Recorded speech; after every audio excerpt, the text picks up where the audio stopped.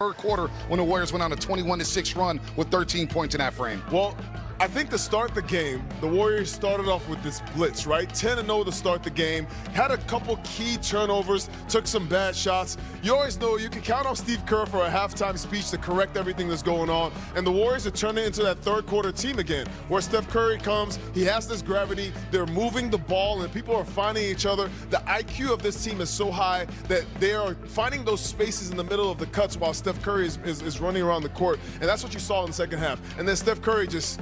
I don't even know what to say anymore, Bonte. What other words can you use? What? Fireball, flamethrower? What else can you call? Adjectives when it comes to describing Steph and Curry. There you go. As the Warriors are down 9 at the half, and really fortunate to be down only 9 as Denver scored 70. But let's pick up the crunch time tape and overtime because this was a riveting game. The Nuggets had went on a 10-0 run in the fourth quarter to take command, 109-100. But the Warriors kept crawling back. And Stephen Curry, he's a bad, bad man. We've seen that movie before, Fezzi. Well, look at this lineup, first of all. You have Jonathan Kuminga at the unction. All the uncles with Jonathan Kuminga right there to close the game out. And Steph Curry, what do you do against that when Steph Curry hits that shot? But then Eric Gordon was having a night of his life, and we thought maybe that was the game winner as he made that three, and he was feeling good back in his home county, his home region, Fezzi. Bonte, you know Steph saw that and took that personal. Who takes this shot right here for the game, Bonte? 34-foot three ball. That's Steph to Curry. tie the game from the Chase Center logo. Didn't give Denver a chance to foul. No, look at Nikola Jokic. Nikola doesn't even know what to do because you can't come all the way out there on Steph. He's a point guard. He's going to drive by you, but Steph is going to shoot that. Final possession, great individual defense by Draymond Green. He contested the Jokic shot right there, and we're going to overtime. We got an extra 5 minutes here, and as you mentioned, it was the unction with Jonathan Kuminga learning how to play with these OGs. Stephen Curry coming off another great Al Horford screen. Splash. Warriors up 3, Fezzi. Another one of those where Steph throws it up, and he start backpedaling. You already know what time it is. And hey, welcome Uncle Al. Big fella! Uncle Al! Somebody asked me if Al still has it. Come on, man. He made 3 threes tonight. You see JK on the break off a steal with the nice Euro there. Warriors up 5. And then Al Horford Great again. Play. Nice pump fake. Great play. Finds Jimmy after he passed up a shot for the free throw line. Nui.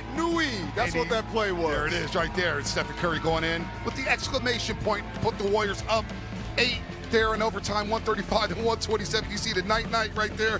Al Horford, though, 5 of 8 from the floor off the bench, 3 of 4 from the three-point line, 13 points, and the Warriors made all the right plays down the stretch. Again, it was the unction with Jonathan Kuminga down the stretch. So I want to break this down. The first half, the Denver Nuggets played the physicality battle, and they won that battle in the first half. The Warriors adjusted, and if you have any question about the Warriors being old, you watch that overtime tape to understand. Al Horford, Jimmy Butler, Steph Curry, and Draymond Green playing with Jonathan Kuminga. A little sprinkle of youth in there, but what I loved is the older guys made all these big plays. Al Horford hit a big shot, played incredible defense on Nikola Jokic. Nikola is not going to have many games like this. 8 for 22 from the field. That was the real X factor in the game, taking him out of the game. No doubt. And Jonathan Kuminga pressuring the ball, whether it was Jamal Murray, at times getting switch on to Jokic, and the OGs letting the young fella know where to be, when to be, and of course they were led by the chef, Stephen Curry. It never gets old, folks.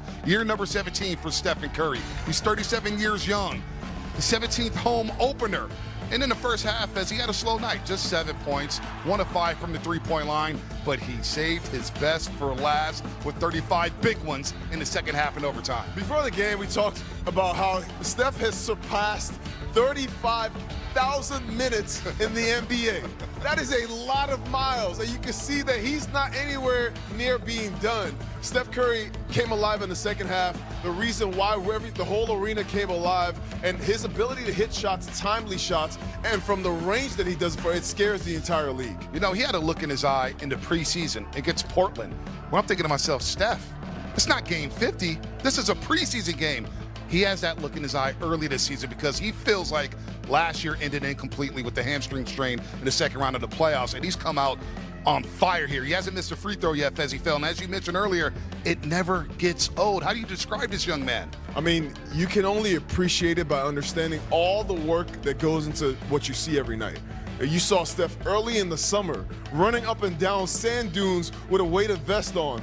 this doesn't just happen. There's a lot of work that goes into this, and the leadership of this team. I've seen it all across the board. Everybody is committed to this vision. You see it with Steph, but you see it all the way down the bench to the rookie, Will Richards. They come into the game knowing the assignment and knowing that that is the guy that you have to get open to get this team done. Now, we've talked about Batman here and Stephen Curry. Well, what about Robin? Robin came along for the ride, including that big 3 in overtime.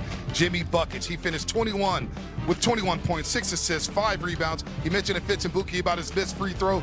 7 of 8 from the free throw line. Not the most efficient night, 6 of 15, but he made all the right plays, and his defense was very underrated tonight. You don't talk about the defense? I thought you were going to talk about the big 3 hit at the end, the nice shot. Well, I know Molly probably turned off the TV right now, but it's okay. We got to talk about some defense at times, timely defense. What I love about Jimmy Butler is he is always on balance. He's always going to make the right play when he has the ball. It just feels like when you throw the ball in the air and he's around it, he just has such a great knack for it. Make great plays. Drove into the paint a couple times, fouled Al Horford one time, found Draymond Green at the rim. Just great plays by high IQ players are what lead to wins in these close situations. What about that final possession where he hits the 3? We looked earlier in that possession, he had the wide open free throw jumper, decided not to take it. We're like, uh-oh, that could be the best shot you get during this possession. But he said, you know what? I can still hit these big 3s. Remember what I did in Miami and Philadelphia and Minnesota? That was a welcome sign for Jimmy Butler hitting that 3. Well, I love that the play started off with Al Horford as well, driving to the middle of the paint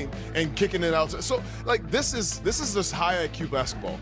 Finding the seams, and Steph Curry had already carried the team to that point, and finding a way to take advantage of the space created by Steph Curry. This is just what this team is about right now, and I love that the chemistry continues to form as the season goes along.